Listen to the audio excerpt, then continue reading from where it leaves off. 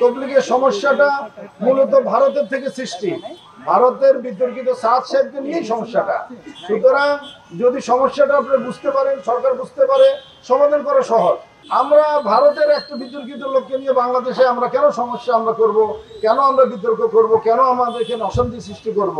আমাদের বিতর্কিত সাদকে আমরা বাদ দিয়ে বাংলাদেশে টঙ্গী বিশ্ব ইজতেমা আছে, কাকরাইল মার্কাজ আছে, আমরা সুন্দরভাবে এখানে শান্তিপূর্ণভাবে আমরা তবলিগ পরিচালনা করব। কিন্তু দুঃখজনকভাবে এই যে আমাদের ওয়াসিফুল ইসলাম সাহেব, যিনি বর্তমানে সাতপন্থীদের বাংলাদেশে নেতৃত্ব দিচ্ছেন, ওনাকে আমরা বুঝাইতে পারি নাই। কোন কোন দেশে 70% সব তবলিগের সাথে ওনার বিপক্ষে চলে গেছে। এই বিতর্কিত একটা লোকের পিছনে, যিনি ভারতের এবং বিতর্কিত ওলামা মাশায়েখ দারুল উলুম দেওবন্দ সহ ওনাকে গোমরাহ ফতোয়া দিয়ে দিচ্ছে, তাহলে আমরা অন্ধভাবে ওনাকে অনুকরণ না করে শান্তিপূর্ণভাবে আমরা বাংলাদেশে তবলিগের জামাত পরিচালনা করি।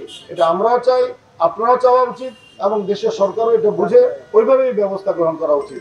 অগ্রহণযোগ্য চ্যালেঞ্জ দেয়, যেমন চ্যালেঞ্জ দিচ্ছে যে পাকিস্তানের তকি উসমানী সাহেব এবং ইন্ডিয়ার কি জানি আরশাদ মাদানী সাহেবকে ওনারা বিচারক মাইনা ওনারা আমাদের সাথে বসতে চায়।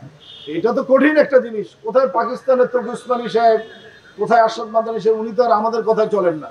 উনি বাংলাদেশে একটা সমস্যাকে কেন্দ্র করে এখানে বিচারক হিসেবে আসবেন, এটা তো অসম্ভব একটা জিনিস।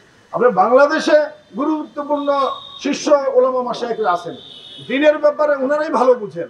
তবলিগ একটা দ্বীনি মেহনত, সুতরাং ওনারা শীর্ষ পর্যায়ের কিছু ওলামায়ে কেরামকে যদি ওনারা বিচারক মানতেন, তাহলে তো এই লাইনে আমরা হাঁটতে পারতাম। ওনারা সেই পথে হাঁটে না। আসলে ওনারা এই যে টঙ্গীর যে ঘটনাটা ঘটাইছে, এটা দেশকে অস্থিতিশীল করার জন্য, সরকারকে অস্থিতিশীল করার জন্য, এই জন্য সরকারের পরের দিন শান্তিপূর্ণভাবে সমাধানের জন্য ওনারা আমাদেরকেও ডাকছিলেন, ওনাদেরকেও ডাকছিলেন, এবং আমরাও রাজি হয়েছি, ওনারাও রাজি হয়েছি। কিন্তু ওই বৈঠকের আগেই ওনারা অপ্রত্যাশিতভাবে নির্মম এই হামলা চালাইলেন এবং এই হত্যাকাণ্ড ঘটলো, শত শত মানুষ আহত হইল। এই জন্য সামনে আমাদের করণীয় কি সেটাও চিন্তা করতে হবে, এবং আমাদের সত্যনিষ্ঠ এবং বাস্তব সংবাদগুলোকে আমাদের পরিবেশন করে সমস্যার সমাধানের দিকে যেতে হবে। সাদ সাহেবের কিছু অন্ধ অনুকরণকারী দেখেন, তারা কত বড় ভুলের ভিতরে থাকলে ওরা বলতে পারে যে সাদ সাহেব যদি জাহান্নামে যায়, আমরাও জাহান্নামে যাইতে তৈরি আছি। এটা তো কোনো মুসলমান বলতে পারে না, কারণ মানে নবী ছাড়া যে কোনো মানুষ যে কোনো অন্যায় করতে পারে, আবার ভালো হয়ে যেতে পারে। সুতরাং সাদ সাহেব কোনো ভুল করতেই পারে। আপনারা যে বললেন যে উনি জাহান্নামে গেলে আপনারা জাহান্নামে যাবেন, এটা তো কোনো মুসলমানের কাজ না। আপনারা বলতেছেন আমরা আমরণ ওনার এতাআত করবো, আমরণ ওনার অনুসরণ করবো। ভাই, উনি গোমরাহ হয়ে গেল কি আপনি ওনার অনুসরণ করবেন?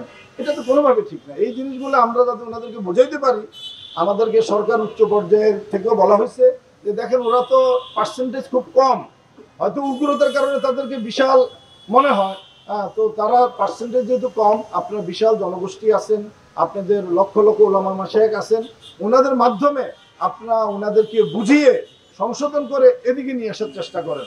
সাদ সাহেব আমাদের আয়ত্তে নাই, কিন্তু আমাদের বাংলাদেশে যারা আছেন ওনারা আমাদের আয়ত্তের ভিতরে। আমরা ওনাদের পিছনে মেহনত করে যদি ওনাদেরকে ফিরে আনতে পারি, এটা আলহামদুলিল্লাহ আমাদের জন্য বিরাট একটা অর্জন হবে। আলহামদুলিল্লাহ এই টঙ্গীর এই ঘটনার পরে বহুত সাথী তওবা করে ফিরে আসতেছে, বহুত সাথী তওবা করে ফিরে আসতেছে। এটা বিভিন্ন মিডিয়াও আসছে, আর আমাদের কাছে একদম নাম ঠিকানা সহ ওনাদের তথ্য আমাদের কাছে আছে।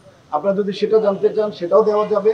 আর সাথীরা যদি বেশি বেশি দোয়া করতে থাকে, ইনশাল্লাহ ভুল পথ থেকে মানুষ অনেক গুনাহ করলেও ফিরে আসে, ওনারা ফিরে আসার রাস্তা খোলা আছে, আল্লাহর দরবারও খোলা আছে। আমরাও ওনাদেরকে যদি ওনারা ফিরে আসে, যে কোনো সময় ফিরে আসলেই আমরা ওনাদেরকে গ্রহণ করার জন্য তৈয়ার। আমরা ওনাদের জন্য বুক খালি করে রাখছি, আমরা যে কোনো সময় ওনাদেরকে জড়িয়ে ধরতে রাজি আছি।